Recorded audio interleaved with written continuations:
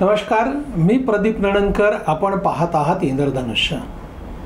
संसदेचं अधिवेशन सुरू आहे आणि या अधिवेशनामध्ये विरोधी पक्षनेते राहुल गांधी यांचं भाषण भरपूर गाजलं. एक तर 10 वर्षांनंतर त्यांना विरोधी पक्षनेतेपदाची संधी मिळाली आणि या संधीचं सोनं करायचं त्यांनी ठरवलं. पण झालं काय आहे, पहिल्यांदाच ते विरोधी पक्षनेते झाले आणि पहिलं भाषण, त्यामुळे तयारी भरपूर केली होती. ही तयारी करताना त्यांची जी भाषा होती ना, तिला अडचणीत आणलं या भाषेनं. कारण मनात बोलायचं भरपूर होतं, पण शब्द व्यक्त करताना जो टोन होता तो चुकीचा होता. त्यांनी मांडलेले मुद्दे चांगले काढले होते की एकूण हिंदू समाजाचं स्वरूप, शंकराचार्याची मूर्ती, त्यांनी ती एक फोटो दाखवला. पण ते म्हणताना त्यांनी जो आरोप केला की तुम्ही सगळे हिंदू हिंसक आहात, कारण सगळ्या हिंदूंना त्यांनी मध्ये त्याच्यामध्ये खेचलं. केवळ भाजपचं हिंदुत्व असं आहे असं समजा जर ते म्हणाले असते तर कदाचित चाललं असतं. पण बोलण्याच्या ओघामध्ये सगळ्या हिंदू समाजाला त्यांनी मध्ये ओढलं आणि त्यातच राहुल गांधींची फसगत झाली. अन्यथा राहुल गांधींचे मुद्दे चांगले होते. अगदी मणिपूरचा विषय असेल, बेरोजगारी असेल, नीटचा विषय असेल, सगळे मुद्दे चांगले होते. फक्त ती मांडण्याची पद्धत चुकीची होती. तब्बल 90 मिनिटाचं भाषण झालं राहुल गांधींचं. हाही एक चांगला संकेत आहे की ते सलग बोलू शकतात, मुद्दे काढून बोलू शकतात आणि त्यांनी त्याची चांगली तयारी केली होती. पण झालं कसं, या सगळ्या हिंदूंना मध्ये घेण्यामुळं आयतच कोलीत मिळालं.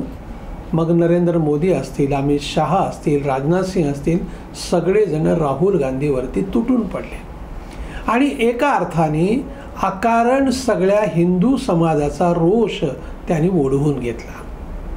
परी एक कसं आहे की राहुल गांधी असं बोलले तर तिकडे खरगे त्यांची ही चाल ह्या राहुल गांधींना सपोर्ट करणारीच होती आणि त्यामुळं ते देखील बोलताना त्यांचा तोल सोडला. झालं कसं की या सगळ्या अधिवेशनामध्ये दरम्यान झालेल्या भाषणाला उत्तर द्यायला मग मोदी जेव्हा उभे राहिले, मग मोदींना तर काय आहे, आयतच कोलीत मिळालं होतं आणि त्यांचं भाषण हे राहुल गांधीपेक्षा दीर्घ चाललं. भाषणामध्ये त्यांनी सगळे मुद्दे मांडले, सगळे मुद्दे राहुल गांधीचे खोडून काढले. काँग्रेसच्या मंडळींनी संपूर्ण भाषणाच्या दरम्यान आरडाओरडा सुरू ठेवला होता. पूर्ण भाषण लोकांना ऐकू जाऊ नये असं त्यांची धडपड चालू होती. पण मोदी डगमगले नाहीत. मोदी म्हणाले की मला 2014, 2019 याची सवय आहे आणि त्यामुळे मी याचा आनंद घेतो. म्हणाले ज्यांना ओरडायचं आहे, ज्यांना गोंधळ घालायचं ते घालू द्या, त्यात मी काही माझं भाषण थांबवणार नाही, माझे मुद्दे मी बोलायचे सोडणार नाहीत असं म्हणत त्यांनी घणाघाती टीका केली. काय आहे, ह्या सगळ्या प्रकारामध्ये मोदी असं म्हणाले की तुम्ही एकूण जे सांगताना घटना या विषयामध्ये संविधान, ते काय नुसतं पुस्तक आहे का? तुम्ही ज्या पद्धतीची भाषा, संविधान दिनाला विरोध कोणी केला होता? इथपासून मोदींनी ठोकायला सुरुवात केली आणि मग काँग्रेसच्या मंडळींनी, सगळ्या विरोधकांनी संसदेच्या अधिवेशनावरती बहिष्कार टाकला. आता ह्या बहिष्कार टाकण्यामुळं बिघडणार काहीच नव्हतं, उलट सत्ताधाऱ्यांना बळ मिळालं. त्यांना त्यांचे जे मुद्दे आहेत, आता काय झाले, संसद स्थगित झाली अर्थसंकल्पीय अधिवेशनापर्यंत. पण या सुरुवातीलाच एकूण टोन जो आहे, राहुल गांधीने हे दिशा दाखवून दिली की आता मी काय गप्प बसणार नाही, मी आक्रमकपणे अंगावर जाणार.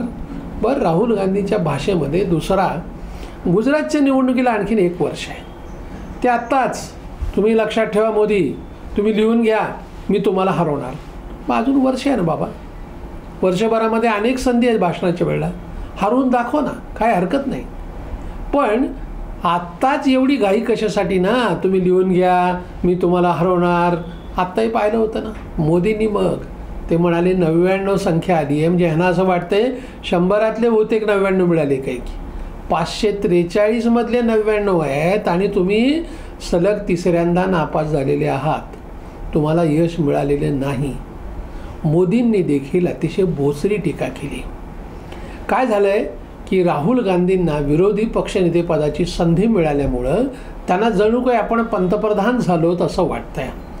सगळ्या विरोधकांनाही, म्हणजे आता भाजप आता संपल्यात जमाय, आता आम्ही फक्त संधी, आता पुढच्या प्रत्येक निवडणुकीमध्ये आम्ही कसं यश मिळवू असं त्यांना वाटतंय. वाटणं स्वाभाविक आहे, वाटावं, पण असा विचार करायला काही हरकत नाही.